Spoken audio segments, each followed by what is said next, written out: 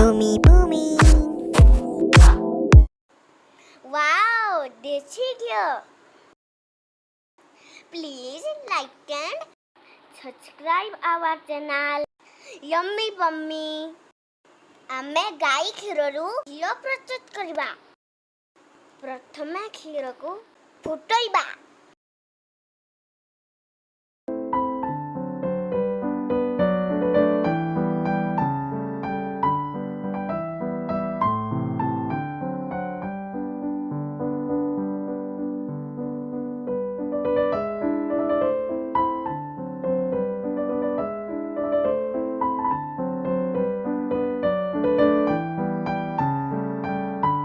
ଆମେ କ୍ଷୀରକୁ ଫୁଟାଇ ଥଣ୍ଡା କରିଦେବା.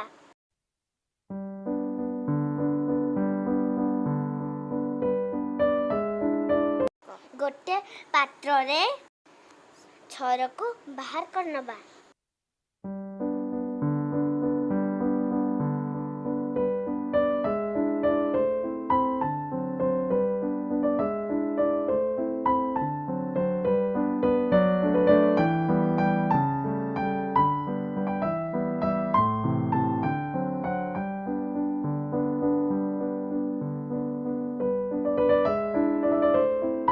ଆମେ ଛରରେ ଦହି ମିଶାଇବା.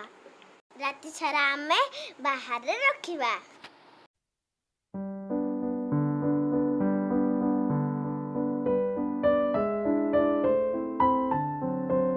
ତାପରେ ଦିନ ଆମେ କ୍ଷୀରରୁ ଛର ବାହାର କରିବା.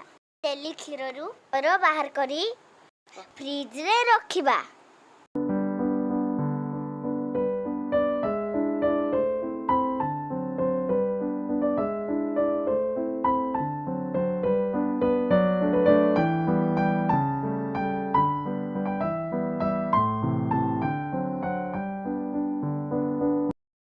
ଛର ବେଶୀ ଗଲେ ଲହୁଣୀ କାଢ଼ିବା.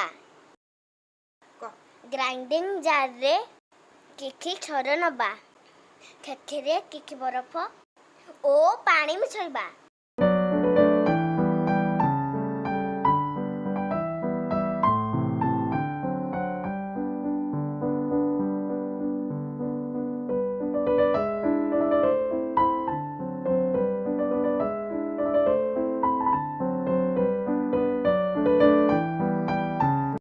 ଗୋଟେ ପାତ୍ରରେ ପାଣି ଓ ବରଫ ନେବା.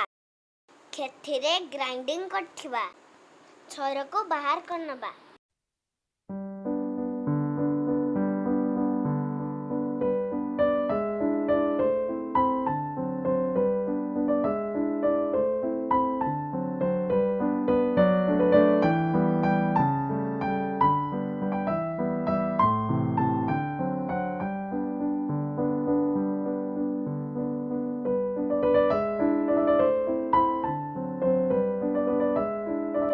ଏହାକୁ ବରଫ ମିଶା ପାଣିରେ ଢାଳି କିଛି ସମୟ ଛାଡ଼ିଦେବା.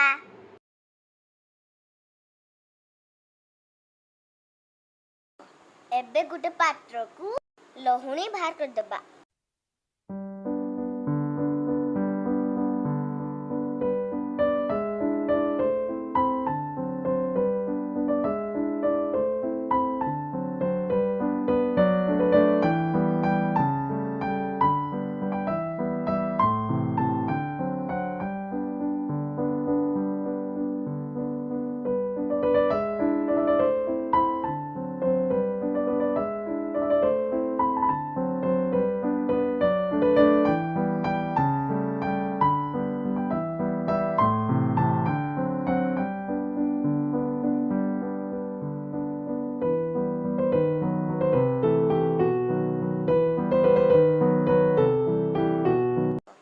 ଗ୍ୟାସର ଆଞ୍ଚ କମ୍ କରି ଲହୁଣୀକୁ ବଛେଇବା.